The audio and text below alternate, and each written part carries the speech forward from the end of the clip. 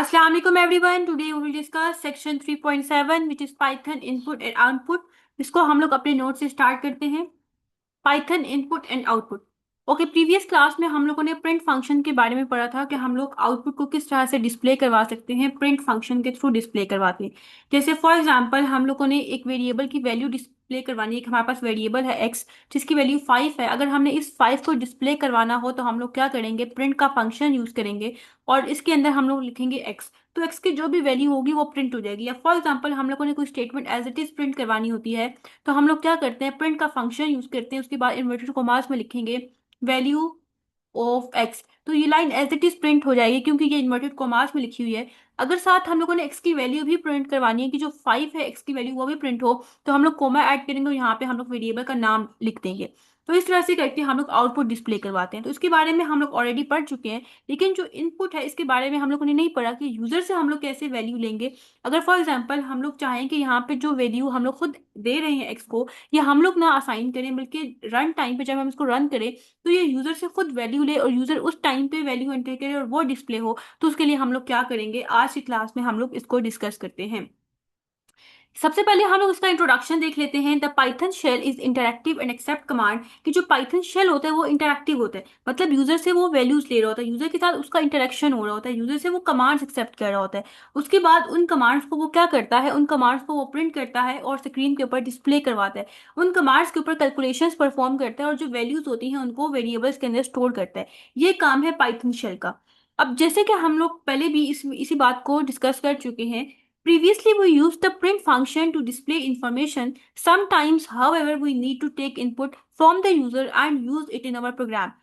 पहले हम लोग क्या कर रहे थे कि प्रिंट फंक्शन को यूज करते हुए हम लोग इन्फॉर्मेशन को डिस्प्ले करवा रहे थे, लेकिन कभी कभी ऐसा होता है कि हमें यूजर से वैल्यू लेनी पड़ जाती है। तो तब हम लोग किस तरह से यूजर से वैल्यू लेंगे। जैसे फॉर एग्जांपल हमारे पास एक वेरिएबल है नंबर। अब हम लोगों ने इसकी वैल्यू यूजर से लेनी, तो हम लोग क्या करेंगे, हम लोग इनपुट का फंक्शन यूज करेंगे। इनपुट का फंक्शन क्या करता है, यूजर से वैल्यू लेता है, लेकिन हम इसको यूज कैसे करेंगे। जैसे फॉर एग्जांपल हम लोगों ने एक वेरिएबल ले लिया नंबर नाम का, जिसको हम लोग वैल्यू असाइन कर रहे हैं और वो वैल्यू कहाँ से आ रही है, यूजर से आ रही है। इस तरह से हम लोग इसके अंदर लिख लेंगे एक मैसेज, और मैसेज क्या होगा, यूजर के सामने डिस्प्ले हो जाएगा। जैसे कि हम लोग यहाँ पे लिखेंगे एंटर अ नंबर, तो यूजर को ये मैसेज शो हो जाएगा। उसके बाद क्या करेगा, वो इस मैसेज को पढ़ने के बाद वो नंबर एंटर कर देगा, और जो वैल्यू एंटर करेगा, जो नंबर एंटर करेगा, वो नंबर किसको असाइन हो जाएगा, इस वेरिएबल को असाइन हो जाएगा। The input function allow the user to enter number while the program is running। अब उसके बाद हम लोग इसका सिंटेक्स देख लेते हैं कि हम लोगों ने पहले वेरिएबल नेम लिखना होता है। जैसे अभी हम लोगों ने देखा कि हम लोगों ने नंबर लिखा था, और उसके बाद हम लोग जो है यहाँ पे इनपुट का फंक्शन यूज करते हैं, उसके अंदर हम लोग मैसेज लिख देते हैं। तो यूजर क्या करता है, उस मैसेज को पढ़ता है और उसके अकॉर्डिंग वो इनपुट एंटर करते हैं। अब हम लोग एग्जाम्पल देख लेते हैं कि हमें country name as a input user से लेना है, तो हम लोग क्या करेंगे, हम लोग यहाँ पे एक वेरिएबल का नाम सेट कर देंगे कंट्री, और हम लोग यहाँ पे इनपुट का फंक्शन यूज करेंगे enter the number of your country, sorry enter the name of your country. तो यूजर क्या करेगा, जो भी उसका कंट्री का नेम होगा वो एंटर कर देगा, और उसके बाद हम लोग जो है वो प्रिंट फंक्शन के थ्रू जो यूजर ने वैल्यू एंटर करवाई है वो भी हम लोग डिस्प्ले करवाना चाह रहे हैं। तो हम लोगों ने यहाँ पे इन्वर्टेड कॉमास यूज किए जो एज इट इज प्रिंट हो जाएंगे यू आर फ्रॉम, और उसके बाद यहाँ पे जो भी कंट्री का नाम यूजर ने एंटर किया होगा वो डिस्प्ले हो जाएगा। जैसे कि आउटपुट आ रही है enter the name of your country, ठीक है, ये शो हो जाएगा यूजर के सामने।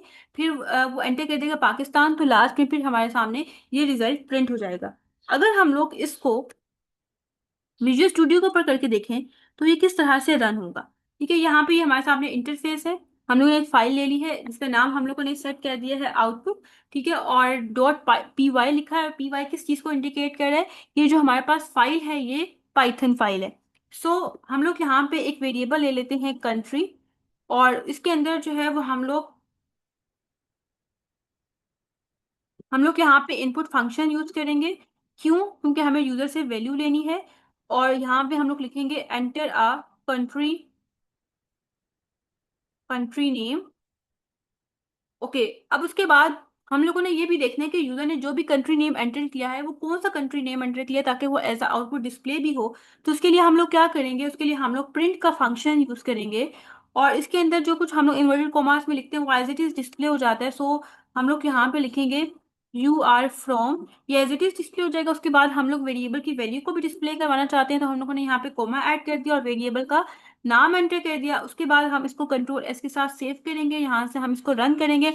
तो यहाँ पे हम लोग लिख लेते हैं फॉर एग्जांपल पाकिस्तान, क्योंकि ये यूजर से वैल्यू ले रहा है।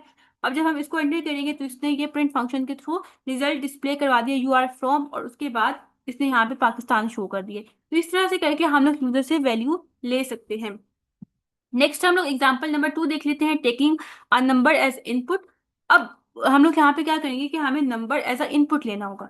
अच्छा, अब यहाँ पे प्रॉब्लम ये आती है कि जब हम लोग वैल्यू एंटर करते हैं, फॉर एग्जांपल कोई नंबर एंटर कर रहे हैं, जैसे हम लोग 8 एंटर कर रहे हैं, तो ये समझता है कि ये नंबर नहीं है, इसकी जो डाटा टाइप है वो स्ट्रिंग है। कल हम लोगों ने जो हमारी प्रीवियस क्लास थी उसमें हम लोगों ने डिस्कस किया था जितनी भी डाटा टाइप्स थी उनको, जो नंबर होती है उसकी डाटा टाइप होती है इंट, मतलब वो इंटीजर डाटा टाइप होती है उसकी। लेकिन जो जैसे हमारे पास वर्ड्स होते हैं, लेटर्स होते हैं, उनकी जो डाटा टाइप होती है वो स्ट्रिंग होती है। लेकिन अगर हम लोग कोई नंबर भी एंटर करते हैं, जब हम लोग इनपुट का फंक्शन यूज करते हैं और वो यूजर से वैल्यू लेता है, जो वैल्यू यूजर ने एंटर की होती है, अगर वो नंबर भी एंटर की होती है ना, तो वो समझता है कि वो स्ट्रिंग है। तो अब ये प्रॉब्लम आ जाता है, तो इसको हम लोग किस तरह से रिजॉल्व कर सकते हैं। ओके, इसको हम लोग यहाँ पे एक दफा एग्जांपल देख लेते हैं इसकी, कि यहाँ पे हमारे पास एक वेरिएबल है नम, और हम लोगों ने इनपुट फंक्शन के थ्रू यूजर से वैल्यू ले ली है, एंटर नंबर, यूजर ने नंबर एंटर कर दिया। अब उसके बाद हम लोग क्या करें, यहाँ पे हम लोग प्रिंट का फंक्शन यूज करें, double of the set number is, कि यूजर जो भी वैल्यू एंटर करे उसको 2 के साथ मल्टीप्लाई कर दो, क्योंकि यहाँ पे देखें नम की जो भी वैल्यू होगी उसको 2 के साथ मल्टीप्लाई करना है। फॉर एग्जाम्पल यूजर ने वैल्यू एंटर की है 8, इट्स मीन के 8 को 2 के साथ मल्टीप्लाई करना है और आंसर 16 आना चाहिए। लेकिन ये ऐसा नहीं करता, बल्कि इसको लगता है कि यूजर ने जो नंबर एंटर किया वो स्ट्रिंग है, मतलब कोई लेटर है या कोई वर्ड है, उसको वो 2 टाइम्स रिपीट करके शो कर देते हैं। जैसे अगर यूजर ने 8 एंटर किया है, तो वो 8 को 2 के साथ मल्टीप्लाई करके 16 आंसर नहीं देगा, बल्कि वो 8 और 8 2 टाइम्स लिख देगा। क्योंकि ये जो हमारे पास स्टैटिक है वो रिपीटिशन के लिए भी यूज होता है, कि 2 टाइम इस नंबर को रिपीट कर दो, वो क्या करता है 2 टाइम इस नंबर को एज इट इज शो कर देता है। अगर हम लोग इसको यहाँ पे रन करके देखें तो हमें समझ आ जाएगी कि इसको हम लोग किस तरह से सॉल्व कर सकते हैं। ओके, यहाँ पे हम लोग लिख देते हैं कंट्री की जगह नंबर, और हम लोग यूजर से कहेंगे कि नंबर एंटर करना है, एंटर अ नंबर। और हम लोग यहाँ पे लिखेंगे नंबर शुड बी डबल, की जो नंबर है वो डबल हो जाना चाहिए, नंबर शुड बी डबल। और यहाँ पे हम लोग वेरिएबल का नाम लिख लेते हैं जो हम लोगों ने ऊपर सेट किया है, इसको हम लोग 2 के साथ मल्टीप्लाई करेंगे। ठीक है, तो अब हम लोग आंसर देखेंगे, हमसे ये वैल्यू ले रहा है, सो एंटर अ नंबर, हम लोग नंबर एंटर कर देते हैं 8, और इसने हमें क्या कर दिया, नंबर को डबल करके दे दिया, 8 और 8 लिख दिया है। क्या करना चाहिए था, 8 को 2 के साथ मल्टीप्लाई करके 16 आंसर देना चाहिए था। तो अब हम लोग इस प्रॉब्लम को किस तरह से रिजॉल्व कर सकते हैं, इसके लिए भी प्रॉपर एक फंक्शन होता है, कि जो भी यूजर वैल्यू एंटर करे उसको इंट में कैसे कन्वर्ट करना है, उसको इंटीजर डाटा टाइप में कैसे कन्वर्ट करना है। तो उसके लिए हम लोग फंक्शन यूज करते हैं इंट डाटा टाइप। वो क्या करता है कि जो भी हमारे पास डाटा होता है जो यूजर ने एंटर किया होता है उसको इंटीजर में कन्वर्ट कर देता है। अब यहाँ पे हम लोग प्रॉपर इसी चीज को डिस्कस करते हैं, converting input to an integer. To perform mathematical calculations convert the input into an integer using the int function, कि किस तरह से हम लोग इनपुट को इंटीजर में कन्वर्ट कर सकते हैं, उसके लिए एक प्रॉपर फंक्शन है विच इज इंट फंक्शन। अब जैसे कि हम लोग यहाँ पे यूज करें, एक है हमारे पास इंट फंक्शन, ठीक है, जो कि वैल्यू को क्या करेगा, कन्वर्ट कर देगा। अब कौन सी वैल्यू जो हम लोग को यूजर से लेनी है, अगर हम लोगों ने यूजर से वैल्यू लेनी है तो इसके अंदर हम लोग क्या करेंगे, इनपुट का फंक्शन यूज करेंगे और इसके अंदर हम लोग मैसेज लिख देंगे। जैसे कि यहाँ पे एग्जांपल आपको शो हो रही होगी कि यहाँ पे हम लोगों ने एक वेरिएबल ले लिया और यहाँ पे हमने इंट का फंक्शन यूज किया, उसके अंदर हम लोगों ने इनपुट का फंक्शन यूज किया और उसके अंदर हम लोगों ने मैसेज लिख दिया एंटर अ नंबर। यूजर क्या करेगा, वैल्यू एंटर करेगा, उसके बाद हम लोग प्रिंट फंक्शन के थ्रू रिजल्ट को प्रिंट करवाएंगे, double of the set number is, और उसके बाद क्या करेगा, जो भी नंबर की वैल्यू होगी उसको 2 के साथ मल्टीप्लाई कर देगा। क्योंकि आप उसको समझ आ जाएगी कि नंबर की जो डाटा टाइप है वो इंट है, वो एक नंबर है और उसको मल्टीप्लाई करना है, ये नहीं कि वो स्ट्रिंग है और उसको एज इट इज दोबारा से लिख देना है। तो अब हम लोग यहाँ पे इसको रन करते हैं और देखते हैं कि क्या आउटपुट आती है। तो यहाँ पे हम लोग एक इंट का फंक्शन यूज कर लेते हैं और उसके बाद इसको हम लोग रन करेंगे। हम लोग दोबारा से एक वैल्यू एंटर कर लेते हैं, यहाँ पे 8, और इसके बाद अब इसने 8 और 8 नहीं दिया, बल्कि अब इसने आउटपुट हमें दे दी है 16, क्योंकि अब इसने ये समझा था कि जो नंबर यूजर ने एंटर किया वो नंबर है, उसकी डेटा टाइप इंट है और उसको 2 के साथ मल्टीप्लाई करना है, उसको रिपीट करके एज इट इज नहीं लिख देना। इस तरह से हम लोग अपने प्रॉब्लम को सॉल्व कर सकते हैं। यहाँ पे इंट फंक्शन है जिसका सिंटेक्स है इंट, और उसके अंदर हम लोगों ने वैल्यू लिखनी होती है जिसको कन्वर्ट करना है इंटीजर डाटा टाइप में। अब जैसे कि यहाँ पे उन्होंने एग्जांपल ले ली है, एज वेरिएबल उन्होंने क्रिएट किया जिसको वैल्यू असाइन कर दी है, मतलब यूजर से वैल्यू ले रहे हैं और उसके बाद फिर उसको प्रिंट करेंगे। ओके, अब उसके बाद हम लोग एक्टिविटी की तरफ आ जाते हैं। सबसे पहले हम इसकी स्टेटमेंट को रीड आउट करते हैं। टेक थ्री इनपुट्स, कि हमें यूजर से थ्री इनपुट्स लेनी है। कौन कौन सी वैल्यूज यूजर एंटर करेगा? डे ऑफ बर्थ, किस दिन जो है वो पैदा हुआ था। मंथ ऑफ द बर्थ, ठीक है, जो क्या मंथ था, और ईयर ऑफ द बर्थ क्या ईयर थी। Store them in three variables and print them, उसको जो है वो थ्री वेरिएबल्स के अंदर उसको स्टोर करना है और उसके बाद उसके रिजल्ट को प्रिंट करना है। तो हम लोग क्या करेंगे, यहाँ पे इनपुट के फंक्शन को यूज करते हुए यूजर से वैल्यूज लेंगे। सबसे पहले हम लोग यहाँ पे डे नाम का वेरिएबल क्रिएट कर लेते हैं जिसमें यूजर डे एंटर कर देगा। एक मंथ नाम का वेरिएबल ले लेते हैं जिसके अंदर यूजर मंथ की वैल्यू एंटर कर देगा। एक हम लोग ईयर नाम का वेरिएबल ले लेते हैं जिसके अंदर यूजर ईयर एंटर कर देगा। फिर उसके बाद प्रिंट फंक्शन के थ्रू हम लोग इन्वर्टेड कॉमास में एज इट इज जो लिख रहे हैं वो एज इट इज शो हो जाएगा। जैसे कि अगर आप आउटपुट देखें तो यहाँ पे सबसे पहले यूजर से पूछा गया एंटर द डे, उसने अपना डे एंटर कर दिया कि किस दिन जो है वो पैदा हुआ। उसके बाद एंटर द मंथ, ठीक है, उसके मंथ क्या था। एंटर द ईयर, उसके बाद उसने ईयर को यहाँ पे एंटर कर दिया। फिर देखिए यहाँ पे डेट फॉर्मेट ये एज इट इज डिस्प्ले हो गया है, डिस्प्ले हो गया है ये सेंटेंस, क्योंकि ये हम लोगों ने प्रिंट फंक्शन को यूज करते हुए लिखा था।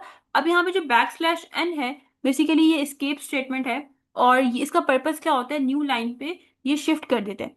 जैसे अब इसने जो है वो नेक्स्ट लाइन पे जाके इस लाइन को प्रिंट किया था डेट फॉर्मेट में, ठीक है, बीच में जो है वो एक स्पेस आ गया। अब उसके बाद यहाँ पे ये कमेंट्स होते हैं। कमेंट्स का क्या पर्पज होता है कि ये हमारी अपनी अंडरस्टैंडिंग के लिए होता है। ये हम लोग लिखें या ना लिखें इससे कोई फर्क नहीं पड़ता आपके आउटपुट के ऊपर।